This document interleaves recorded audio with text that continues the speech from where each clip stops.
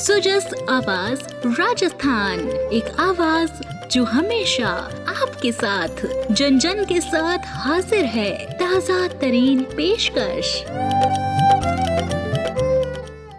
नमस्कार, सुजस आवाज पॉडकास्ट में आपका स्वागत है। मैं हूं आपके साथ अभिलाषा गर्ग। एक नजर आज की सुर्खियों पर।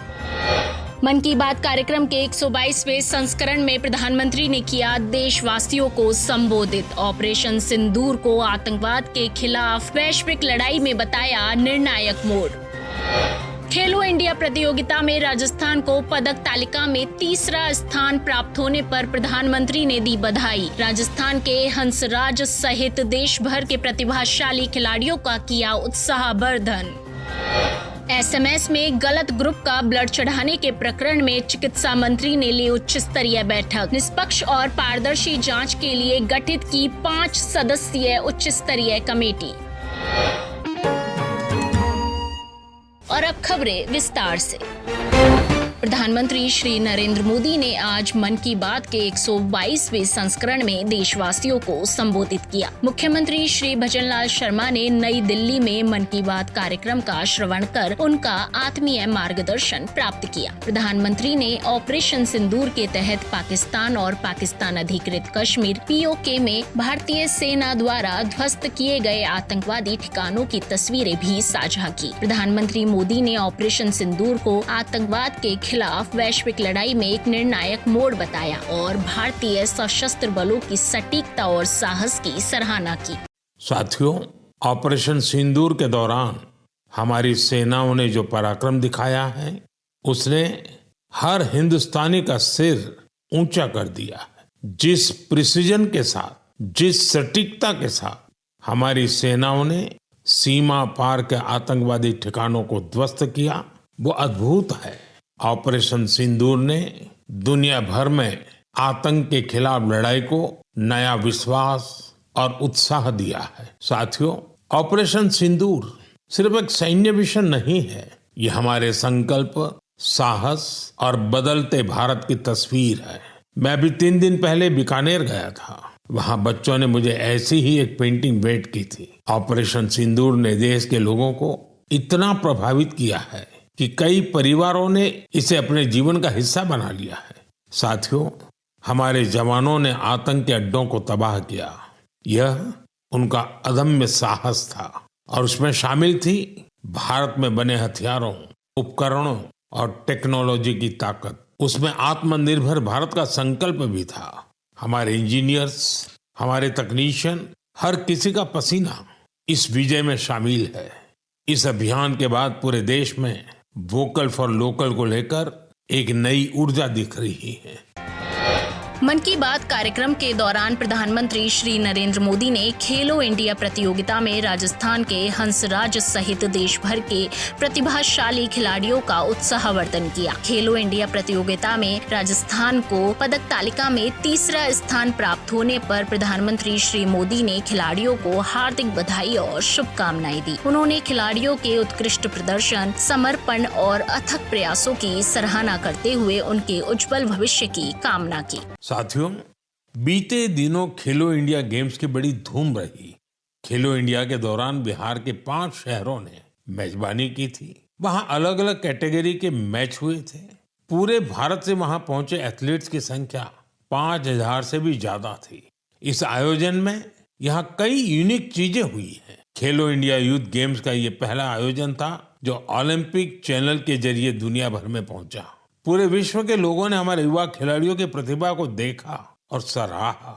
मैं सभी पदक विजेताओं, विशेषकर टॉप के 3 विनर्स महाराष्ट्र, हरियाणा और राजस्थान को बधाई देता हूँ। एथलेटिक्स में उत्तर प्रदेश के कादिर खान और शेख जिशान और राजस्थान के हंसराज ने शानदार प्रदर्शन किया। मुख्यमंत्री श्री भजनलाल शर्मा के नेतृत्व में राजस्थान तेजी से विकास की ओर बढ़ रहा है। राजस्थान में आधुनिक इंफ्रास्ट्रक्चर के निर्माण के प्रयासों को साकार रूप दिया जा रहा है। राजस्थान की सड़कों पर अब दौड़ रहा विकास। 1 साल में 12,620 करोड़ से सड़कों, पुलों और ROB का निर्माण। केंद्र की सड़क निधि से 1,300 करोड़ की लागत से सड़कें बनी। 17,000 384 करोड़ रुपए का ऐतिहासिक प्रावधान 5000 करोड़ की लागत से बनेंगे। 21 नेशनल हाईवे, सड़क से जुड़े हर कोने तक पहुंच रहा विकास। मुख्यमंत्री श्री भजनलाल शर्मा के नेतृत्व में राजस्थान बन रहा बुनियादी ढांचे की नई मिसाल। सवाई मानसिंह अस्पताल में गर्भवती महिला को गलत ग्रुप का ब्लड चढ़ाने के मामले की जांच 5 सदस्यीय उच्च स्तरीय समिति करेगी। यह समिति प्रकरण में सभी पक्षों की निष्पक्षता पूर्वक जांच कर 3 दिवस में अपनी रिपोर्ट देगी। जांच में दोषी पाए जाने वाले अधिकारियों और कार्मिकों पर राज्य सरकार सख्त कार्रवाई करेगी। चिकित्सा एवं स्वास्थ्य मंत्री श्री गजेंद्र सिंह खीवसर ने शनिवार को सवाई मानसिंह मेडिकल कॉलेज में एक उच्च स्तरीय बैठक में पूरे प्रकरण की समीक्षा करते हुए मामले में निष्पक्ष और पारदर्शिता पूर्वक जांच के लिए उच्च स्तरीय कमेटी गठित करने के निर्देश दिए। चिकित्सा मंत्री ने कहा कि टोंक जिले के निवाई से उपचार के लिए आई गर्भवती महिला 9 मई से सवाई मानसिंह अस्पताल में भर्ती थी। उसका हीमोग्लोबिन स्तर कम होने के साथ ही ऑक्सीजन लेवल भी कम था। साथ ही विभिन्न बीमारियों से ग्रसित होने के कारण उसकी स्थिति गंभीर थी। गंभीर स्थिति के चलते वेंटिलेटर पर उसकी डिलीवरी करवाई गई और इस दौरान ब्लड ट्रांसफ्यूजन में उसे गलत ग्रुप का ब्लड चढ़ाने की बात सामने आई है। अस्पताल प्रशासन की ओर से गठित 5 सदस्यीय जांच कमेटी ने भी प्रथम दृष्टया गलत ग्रुप का ब्लड चढ़ने की बात स्वीकार की है। श्री खीवसर ने कहा कि अस्पताल द्वारा गठित कमेटी की जांच से पूरी तरह संतुष्ट नहीं होते हुए 5 सदस्यीय उच्च स्तरीय कमेटी गठित की गई है। यह कमेटी प्रकरण में गहन जाँच कर 3 दिवस में अपनी रिपोर्ट देगी। रिपोर्ट के तथ्यों के आधार पर दोषी व्यक्तियों के विरुद्ध विभाग सख्त से सख्त कार्रवाई सुनिश्चित करेगा।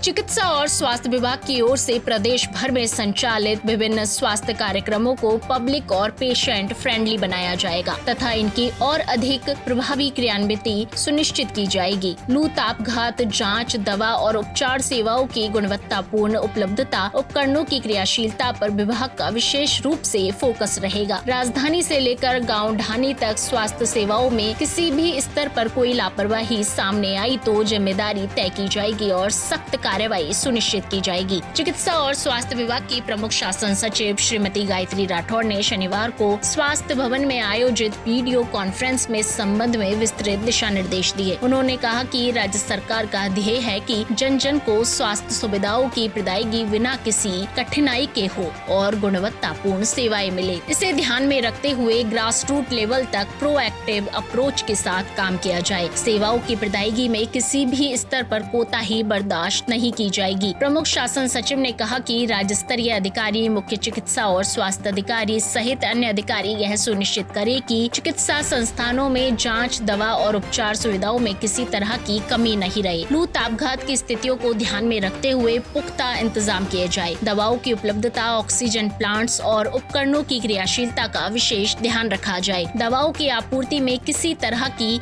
बाधा हो तो तत्काल उच्च स्तर पर अवगत कराए। श्रीमती राठौड़ ने कहा कि पश्चिमी राजस्थान सहित प्रदेश के विभिन्न जिले आगामी कुछ समय लू तापघात की दृष्टि से बेहद संवेदनशील है। इन जिलों में हीट वेव प्रबंधन से जुड़ी गतिविधियों को सर्वोच्च प्राथमिकता दी जाए। हनुमानगढ़ जिले में शनिवार को मानस अभियान के 7वें संस्करण के तहत आयोजित जिला स्तरीय नशा मुक्त पारंपरिक खेल प्रतियोगिता में रस्साकशी, सितोलिया और रुमाल झपट्टा जैसे खेलों के जरिए सांस्कृतिक विरासत और सामाजिक चेतना का अद्भुत संगम हुआ। 16-17 मई को ब्लॉक स्तर पर चयन के बाद शनिवार को आयोजित फाइनल मुकाबलों में पूरे जिले से आई 40 टीमों के 290 महिला पुरुष खिलाड़ियों ने जोश के साथ भाग लिया। रस्साकशी में जब एक ओर सरपंचों की टीम थी तो दूसरी ओर पार्षदों की, तो माहौल तालियों और उत्साह से भर उठा। यह रोमांचक मैच में सरपंच टीम विजेता रही, पर असली जीत सामूहिक सहभागिता और नशे के खिलाफ एकजुटता की हुई। जिला कलेक्टर श्री कानाराम ने समापन के अवसर पर सभी को नशा मुक्ति की शपथ दिलाई। उन्होंने कहा कि इस अभियान की शुरुआत से ही इसकी टैगलाइन रही है, नशे से दूरी, खेल जरूरी। खेल प्रतियोगिता में 12,000 से अधिक खिलाड़ियों ने हिस्सा लिया है। सुजस आवाज पॉडकास्ट में आज के लिए इतना ही। फिर होगी आपसे मुलाकात, तब तक के लिए नमस्कार।